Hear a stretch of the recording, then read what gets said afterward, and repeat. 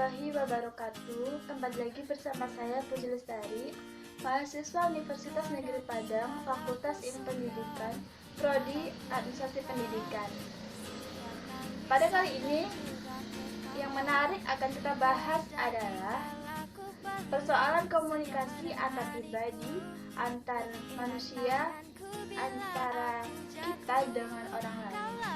Artinya memang dalam satu konsep kehidupan sosial amat sangat mustahil setiap individu, setiap diri kita terlepas dari kehidupan atau interaksi antara satu dengan yang lain. Karena sebagai makhluk sosial kita akan butuh orang lain, dan media atau alat yang kita gunakan untuk saling terhubung dengan orang lain yang mau tidak mau ada komunikasi. Hubungan antara kedua belah pihak kita menyebutnya sebagai komunikasi interpersonal. Apa, seperti apa, bagaimana konsep komunikasi interpersonal? Sebenarnya tidak sulit karena setiap kita ataupun orang lain sudah melakukannya. Hanya saja dalam persepsi teori barangkali ini yang perlu kita ulas dan pahami. Apa sebenarnya perlakuan dan syarat-syarat terpenuhinya sebuah konsep komunikasi interpersonal, dan bagaimana komunikasi ini menjadi lebih baik, menjadi efektif, sehingga kedua belah pihak mendapatkan apa yang mereka inginkan, menjadi tujuan dari komunikasi yang mereka bentuk. Pola yang terjadi memberikan manfaat untuk kedua belah pihak, karena memang banyak sekali noise, terjadi hal-hal yang menjadi penghambat efektivitas dalam berkomunikasi. Teori dia akan terlihat lebih sulit, padahal kita sudah melakukannya dengan sederhana, yaitu tadi karena kita harus mengkondisikan segala sesuatu secara tertulis dengan kondisi-kondisi atau bahasa-bahasa yang lebih ilmiah. Selanjutnya kita akan lihat apa, seperti apa, dan bagaimana polanya. Kemudian apa saja yang mempengaruhi atau sistem di komunikasi interpersonal menurut berbagai jurnal atau artikel-artikel. Sebenarnya apa sih pengertian dari komunikasi interpersonal? Makna dan pengertian dari komunikasi ini sebenarnya bisa dengan mudah kita memahami jika sebelumnya kita sudah melihat dan mencoba mengurai hal-hal tentang proses komunikasi yang terjadi antara kita dengan yang begitu. Interpersonal berarti antar satu person dengan person lain. Proses komunikasi terjadi antara satu orang dengan orang lain. Kadang-kadang disebut sebagai antar pribadi. Itulah yang dinamakan dengan komunikasi interpersonal. Kadang-kadang komunikasi ini sangat dipengaruhi oleh komunikasi yang kita sebut sebagai komunikasi intrapersonal. Jadi berbeda antara inter dengan intra. Kalau intra berarti di dalam diri, artinya begini, seperti kita menganonimkan sesuatu. Komunikasi interpersonal diartikan sebagai penggunaan bahasa atau pikiran yang terjadi dalam diri kita sebagai komunikasi. Jadi intrapersonal ini adalah sesuatu yang kita mainkan dalam pikiran dan nurani, sehingga kita berbicara sendiri untuk otak pikiran, dan headline. Ini memberikan dampak pada konsep kita ketika kita melakukan proses komunikasi interpersonal. Jadi besar pengaruh persepsi kita dalam konteks memainkan intrapersonal ketika akan berinteraksi peran dalam konsep komunikasi interpersonal. Bahkan kesuksesan komunikasi atau efektivitas sangat ditentukan oleh komunikator, yaitu kita.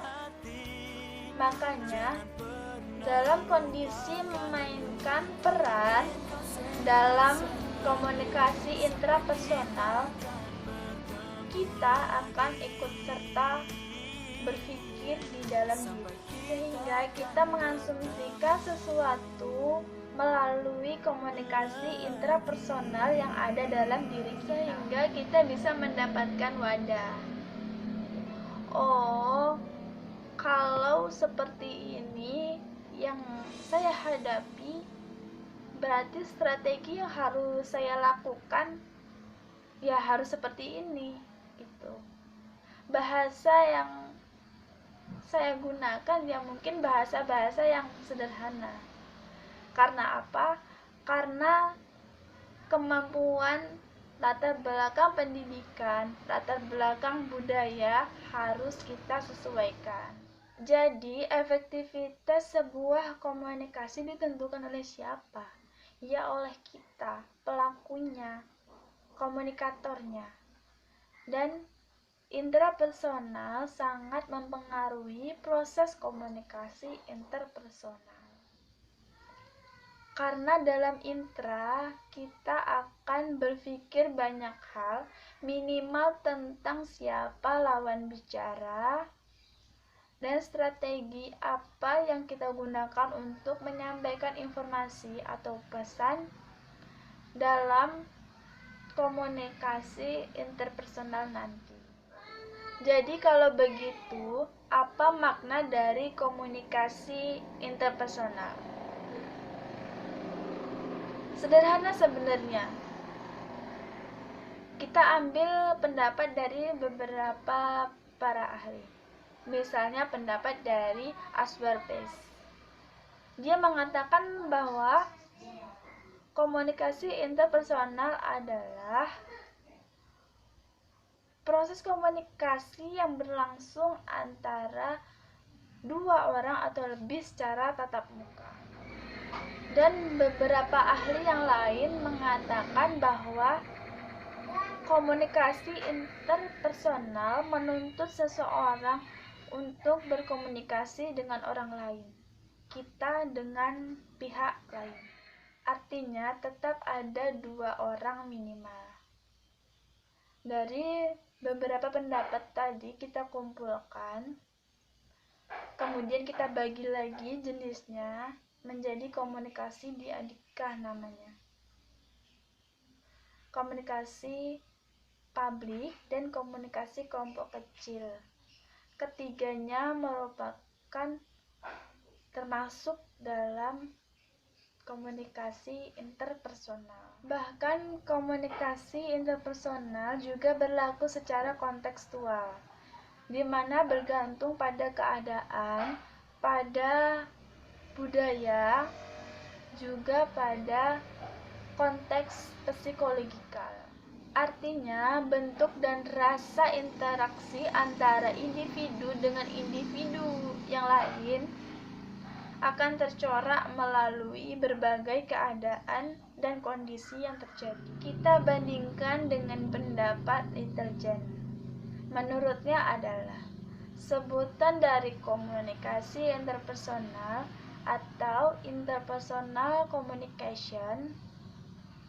Jadi, ada istilah komunikasi antar pribadi yang dianggap sebagai komunikasi antar individu yang terjadi, atau komunikasi antara seseorang dengan seseorang yang lain. Untuk khusus dari komunikasi antar pribadi, menurut intelijen adalah komunikasi diadik, yang hanya melibatkan 2 orang dan itu dilakukan secara tatap muka, yang memungkinkan setiap pesertanya, setiap personalnya, setiap individunya tadi menangkap poin-poin yang dikemukakan. Raut wajah, mimik muka, semuanya terlihat dengan jelas, verbal dan nonverbal. Misalnya komunikasi antara suami dengan istri, 2 orang yang sejawat, seorang guru dan murid, seorang dosen dengan mahasiswa, dan sebagainya. Yang jelas, komunikasi antara satu dengan yang lain atau antar 2 orang saja itu menurut Little Jen. Kita bandingkan lagi dengan pendapat Sylvian Moss atau pendapat Stewart L. Taps. Apa katanya? Ciri-ciri dari komunikasi diadik atau komunikasi antar individu tadi adalah satu peserta komunikasi berada dalam jarak yang dekat, melihat semua gejala yang terjadi, kejujuran dilihat dari tatapan mata, gerakan badan, intonasi yang terjadi, mimik muka, dan sebagainya. Kita bandingkan lagi dengan pendapat Sylvian Moss atau pendapat Stewart L. Taps. Apa katanya? Ciri-ciri dari komunikasi diadik atau komunikasi antar individu tadi adalah yang pertama, peserta komunikasi berada dalam jarak yang dekat sehingga memungkinkan interaksi yang terjadi tadi itu intim.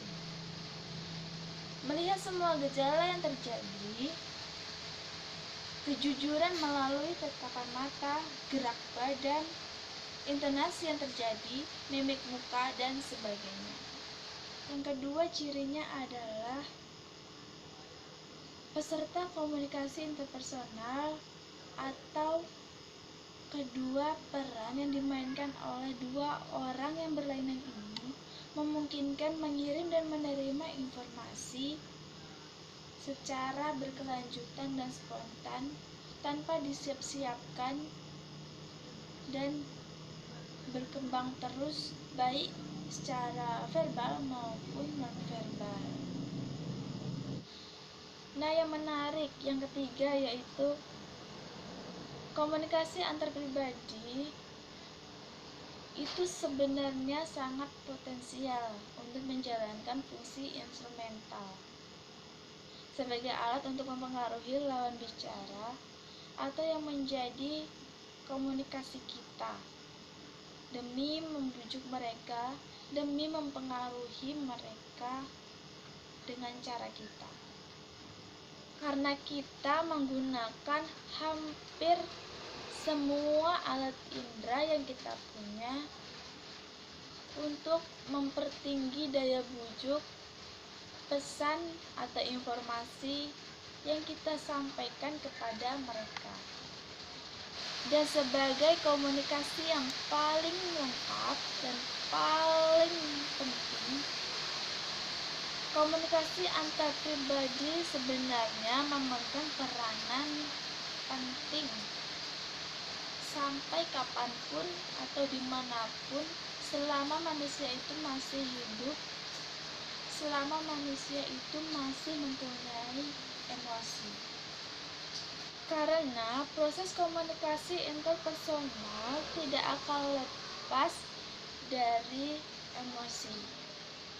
Rasa senang, rasa bahagia, rasa duka, rasa sedih itu muncul ketika proses komunikasi interpersonal.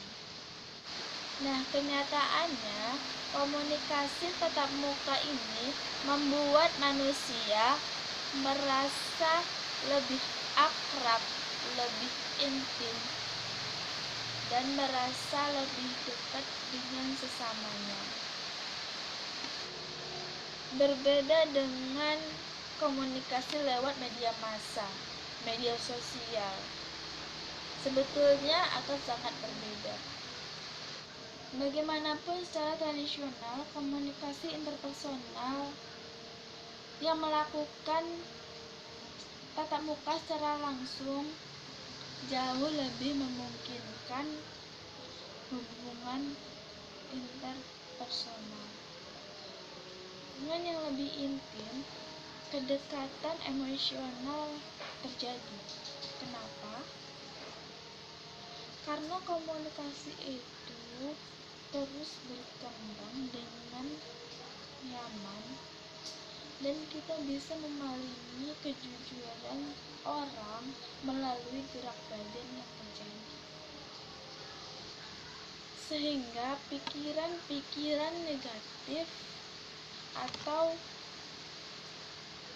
kecurigaan dalam komunikasi itu yang membuat penerimaan informasi menjadi lebih cepat dan lebih mudah diterima dan semakin mengurangi misunderstanding atau noise yang terjadi antara kedua belah pihak. Baiklah, selesai sudah penyampaian materi pada kesempatan kali ini. Banyak maaf jika terdapat kesalahan dari segi penyampaian maupun dari segi materi. Semoga apa yang saya sampaikan tadi bisa bermanfaat untuk Anda. Untuk semuanya, saya akhiri dengan Assalamualaikum warahmatullahi wabarakatuh.